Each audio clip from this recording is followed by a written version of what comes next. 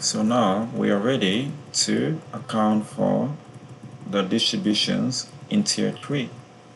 So in this case, we will just reference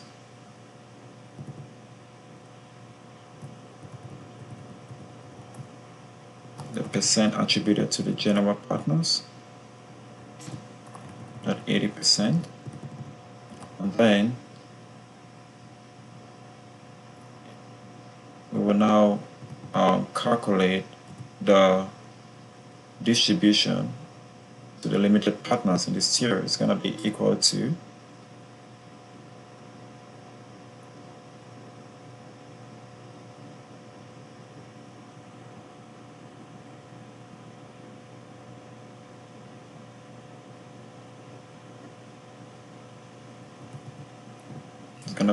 this amount, reference ourselves with F4, and then we multiply that by the remaining cash to be distributed in that tier, just like that. And then for the general partners, it's going to be equal to, we take this amount and then we divide it by the percent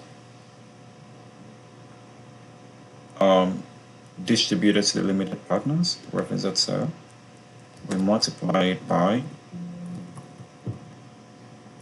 what we expect to be distributed to the general partners. It's 20%. Then we press enter.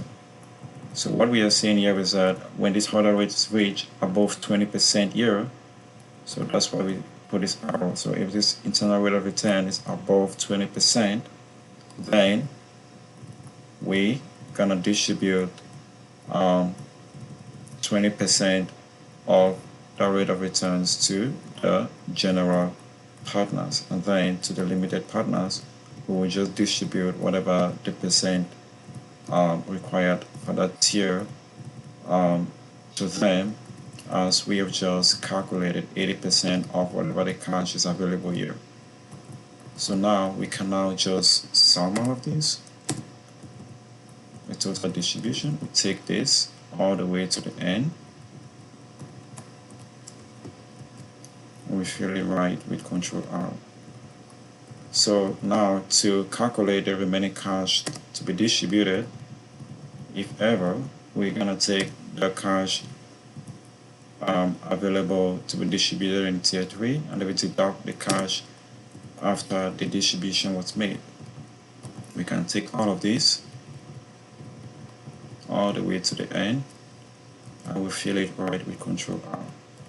And of course, if we have done this, model right, then we should see that by the end of tier 3, all the cash should be distributed. So there is zero balance remaining at the end of tier 3. It's exactly what we expect in this joint venture partnership. So this is very well modeled, and we will now get into summarizing these distributions and ultimately calculate the internal rate of returns as a result of this joint venture partnership. So we'll be calculating the rate of returns for both the limited general partners and also for the entire project. And ultimately, we'll also calculate the net present value, that is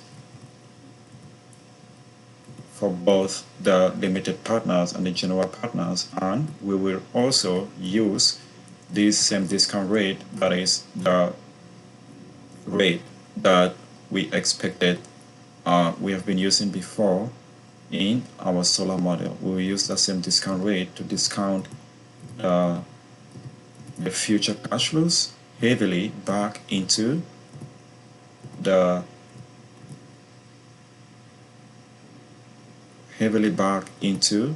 today's present value, or the COD date. So we'll be discounting the future cash flows heavily back into today's present value. So that's what we're going to be doing in the next video. We will complete this summary, and then we will now analyze our matrices as we have stated.